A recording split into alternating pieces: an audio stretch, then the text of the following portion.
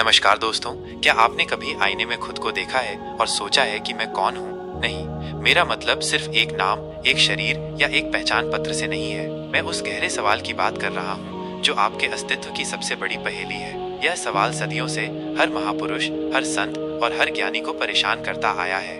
बुद्ध ने इसे जानने के लिए सारा राजपाट छोड़ दिया, महावीर ने इसके उत्तर में मौन साध लिया, कृष्ण ने अर्जुन को गीता में यही प्रश्न सुलझाने की कोशिश की और आज ये सवाल आपके सामने खड़ा है। आप कौन हैं? अगर आप सोच रहे हैं कि इसका जवाब आपको तुरंत मिल जाएगा तो आप बहुत बड़ी गलती कर रहे हैं। ये दुनिया की सबसे जटिल पहेली है और इसे हल करने के लिए आपको उस यात्रा पर निकलना होगा जिस पर बहुत कम लोग चल पाए हैं। लेकिन एक बात तय है, जिसने इस सवाल का उत्तर खोज लिया वो अमर हो गया। दोस्तों, अगर आप सोचते हैं कि ये सिर्फ एक साधारण वीडियो है तो आप गलत हैं। यह एक ऐसा रहस्य है जिसे जानने के बाद आपकी पूरी जिंदगी बदल जाएगी। यह कोई साधारण ज्ञान नहीं बल्कि एक छुपा हुआ सत्य है जिसे सिर्फ वही लोग समझ सकते हैं जो इस यात्रा को पूरी तरह अपनाने के लिए तैयार है। ये कोई किताब से पढ़ा हुआ ज्ञान नहीं, यह वो सत्य है जो ऋषियों, योगियों और महान संतों ने अनुभव किया। लेकिन क्या आप इसे समझने के लिए तैयार हैं? क्या आप अपनी असली पहचान को जानने के लिए तैयार हैं? अगर हाँ, तो इस सफर में मेरे साथ बने रहिए, क्योंकि यह एक साधारण सफर नहीं बल्कि एक चेतना की क्रांति है। लेकिन ये यात्रा आसान नहीं है, क्योंकि जब आप अपने असली अस्तित्व को जानने लगते हैं तो पूरा ब्रह्मांड आपके सामने एक नए रूप में प्रकट होने लगता है। जीवन में सवाल क्यों उठते हैं? क्यों कुछ सवाल साधारण होते हैं और कुछ इतने गहरे कि वे पूरी जिंदगी को हिला सकते हैं? ये कोई संयोग नहीं है कि जब भी कोई इंसान गहराई से सोचने लगता है तो उसका पहला सवाल यही होता है, मैं कौन हूँ? अगर यह सवाल इतना ही साधारण होता तो शायद इसे पूछने वाले लोग भी साधारण होते। लेकिन इतिहास उठाकर देखिए, जो भी इस सवाल का जवाब खोजने निकला उसने दुनिया को बदल कर रख दिया। महात्मा बुद्ध को जब इस सवाल ने परेशान किया तो उन्होंने राजमहल छोड़ दिया। स्वामी विवेकानंद को जब यह सवाल सताने लगा तो उन्होंने पूरी दुनिया की यात्रा कर डाली। श्री कृष्ण ने अर्जुन को इसी सवाल का जवाब गीता में दिया और अर्जुन का पूरा जीवन बदल गया। लेकिन ये सवाल केवल महापुरुषों के लिए नहीं है, ये सवाल आपके लिए भी है। क्या आपने कभी खुद से ये पूछा है? अगर नहीं तो समझ लीजिए कि अब तक आप सिर्फ एक नींद में जी रहे थे। लेकिन अगर ये सवाल आपके मन में आया है तो ये इस बात का संकेत है कि आपकी चेतना जाग रही है। लेकिन रुकिए, इस सवाल का उत्तर खोजना इतना आसान नहीं है, क्योंकि जैसे ही आप इसे जानने की कोशिश करेंगे पूरा ब्रह्मांड आपके सामने एक नई रहस्यमय दुनिया खोल देगा।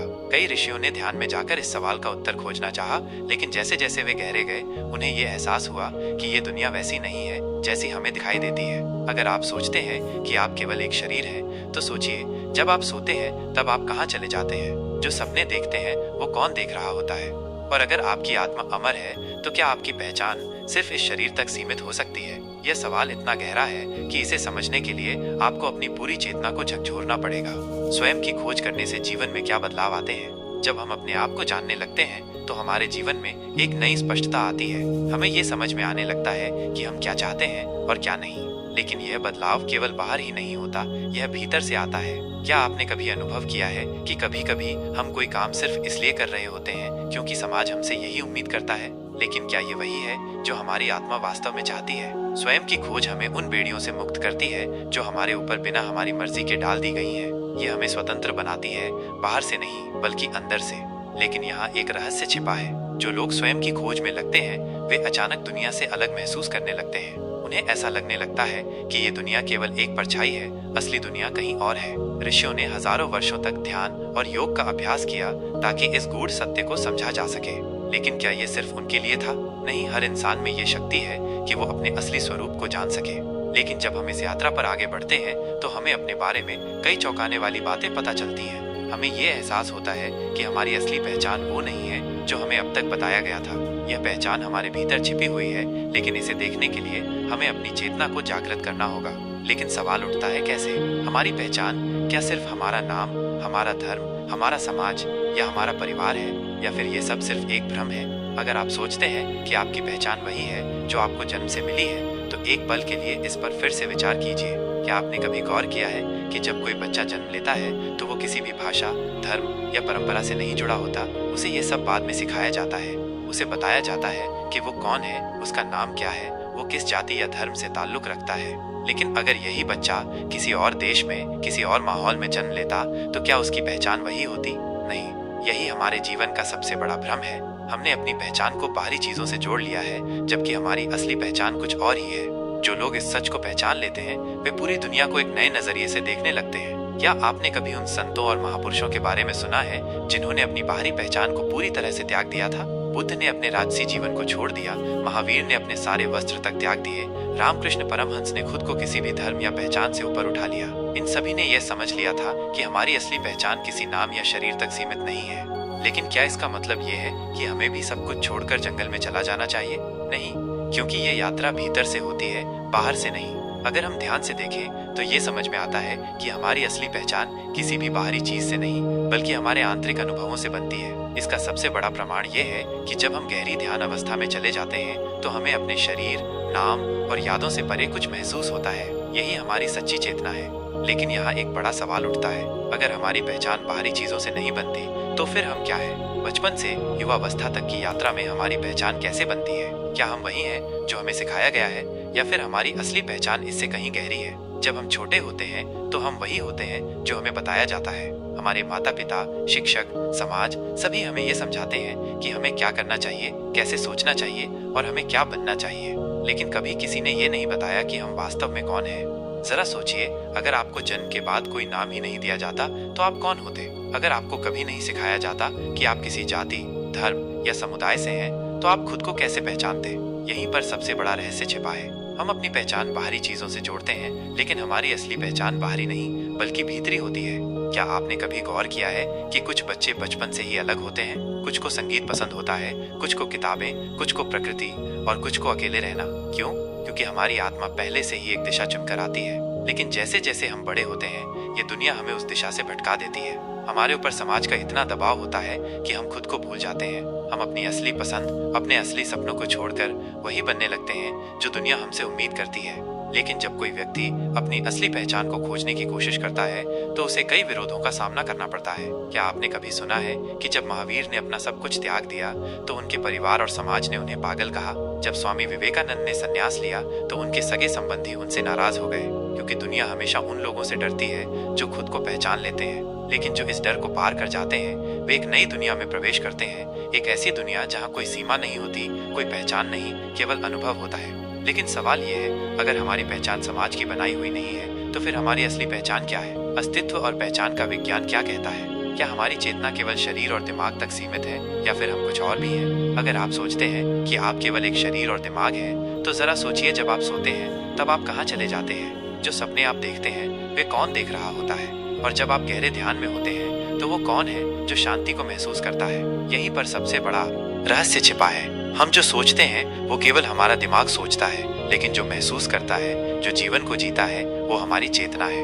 यह चेतना हमारे विचारों, भावनाओं और शरीर से भी परे है। अगर चेतना सिर्फ शरीर और दिमाग तक सीमित होती तो मृत्यु के बाद सब कुछ खत्म हो जाना चाहिए था। लेकिन ध्यान और योग की गहरी अवस्थाओं में ऋषियों और वैज्ञानिकों ने पाया कि चेतना शरीर के बिना भी अस्तित्व में रह सकती है। क्या आपने कभी उन लोगों की कहानियां सुनी है जिन्होंने मृत्यु के करीब जाकर भी खुद को जिंदा महसूस किया? कई वैज्ञानिक प्रयोगों में पाया गया है कि जब लोग गहरे कोमा में चले जाते हैं तो भी वे अपने आसपास होने वाली चीजों को महसूस कर सकते हैं। लेकिन कैसे? अगर दिमाग काम नहीं कर रहा तो फिर कौन देख और सुन रहा है? यही हमारी असली पहचान का संकेत है। हम शरीर नहीं है, हम सिर्फ दिमाग भी नहीं है। हम वो शुद्ध चेतना है जो इस शरीर और इस दुनिया से परे भी अस्तित्व रखती है। यह विज्ञान भी मानता है कि हमारा दिमाग केवल एक रिसीवर की तरह काम करता है जो चेतना को ग्रहण करता है। लेकिन ये चेतना कहाँ से आती है? क्या ये ब्रह्मांड से जुड़ी हुई है? क्या ये अनंत है? जो लोग ध्यान और साधना में गहराई तक जाते हैं वे इस चेतना को महसूस कर सकते हैं। यही कारण है कि महान योगी और ऋषि हजारों साल तक ध्यान में बैठ सकते थे बिना किसी बाहरी ऊर्जा के। वे किसी और स्रोत से ऊर्जा ले रहे थे, एक ऐसी ऊर्जा जो हमारी चेतना से जुड़ी हुई है। लेकिन अगर हम ये चेतना है तो फिर हमें ये क्यों भूल जाता है? क्यों हम खुद को केवल एक नाम, एक शरीर और एक दिमाग तक सीमित कर लेते हैं? आध्यात्मिक दृष्टिकोण से स्वयं की खोज कैसे की जा सकती है? क्या ध्यान और साधना वास्तव में हमारी चेतना को जागृत कर सकते हैं? अगर हम किसी योगी या संत से पूछें कि मैं कौन हूँ तो वे कोई किताब से पढ़ा हुआ उत्तर नहीं देंगे। वे कहेंगे, जानना चाहते हो तो अपनी आंखें बंद करो और भीतर देखो, क्योंकि यह उत्तर पढ़कर नहीं केवल अनुभव से ही जाना जा सकता है। जब कोई व्यक्ति गहरे ध्यान में जाता है तो उसे एक नई दुनिया का अनुभव होता है। पहले उसे सिर्फ अंधेरा दिखाई देता है, लेकिन जैसे जैसे उसकी एकाग्रता बढ़ती है वो प्रकाश, ऊर्जा और अनोखे कंपन यानी वाइब्रेशंस को महसूस करने लगता है। क्या आपने कभी महसूस किया है कि जब आप किसी शांत जगह पर बैठते हैं और गहरी सांस लेते हैं तो आपका मन हल्का और शांत होने लगता है। यह कोई साधारण घटना नहीं है, यह इस बात का संकेत है कि आपकी चेतना जागने लगी है। ऋषियों ने हजारों साल पहले यह रहस्य खोज लिया था कि अगर हम अपने विचारों को शांत कर लें तो हमें अपनी असली पहचान का अनुभव होने लगता है। यहाँ एक बड़ा रहस्य छिपा है। आपकी चेतना केवल शरीर के भीतर नहीं है, ये पूरे ब्रह्मांड में फैली हुई है। योगी जब ध्यान में जाते हैं तो वे खुद को शरीर से अलग अनुभव करने लगते हैं। वे ऐसा महसूस करते हैं जैसे वे केवल एक ऊर्जा मात्र हैं, एक शुद्ध प्रकाश। यही आत्मा का अनुभव है। लेकिन इस अवस्था तक पहुंचना इतना आसान नहीं है, क्योंकि हमारा मन हमेशा भागता रहता है, कभी अतीत में, कभी भविष्य में। और जब तक मन शांत नहीं होता तब तक हमें अपनी असली पहचान का अनुभव नहीं हो सकता।